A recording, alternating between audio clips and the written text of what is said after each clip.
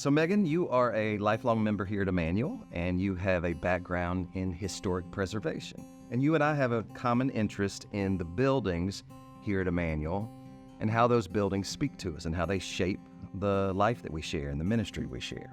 So tell me about this space where we're sitting right now. Yeah, right now we're in Weems Hall, and this is actually one of our oldest spaces. The building that it's in is 3 stories. It was built in 1920. So in 1920, it would have been the only structure building here on the campus that you see.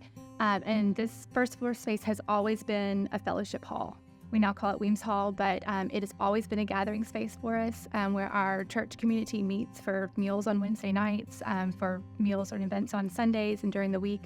And it's the space we like to invite others into. And so we'll invite the community in for events or even host nonprofits and that sort of thing. So it's a real connecting space for us. But you talked about letting us invite our neighbors in. We couldn't always do that, at least not in an accessible way, because as I recall, several years ago, we'd be sitting here and you wouldn't even be aware of the community outside the walls. So what changed in here? You really couldn't see the windows behind us. The gathering space, the fellowship hall, was enclosed by 4 walls with really no windows. And so there were some additions to the building in the 50s. And because of that, in our 2016 renovation, we were able to knock down some of those walls that enclose the space and connect to our outside environment, to our downtown neighborhood, which we really are intentional about being a part of. And it's given us a visible connection to the outside when we're sitting in here and looking outside at our neighborhood, and it brings a lot of light into the space too. So it's a great connecting. And it helps remind us that we are part of this downtown community. Yeah. This is where we belong.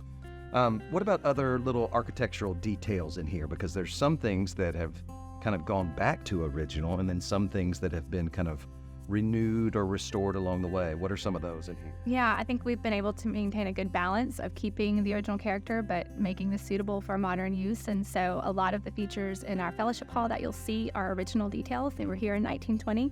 And that includes the paneling that kind of surrounds this room. It's white now. It would have originally been stained wood, and you can see that in older pictures. Our fridge doors that lead onto our kind of living room area, those were original.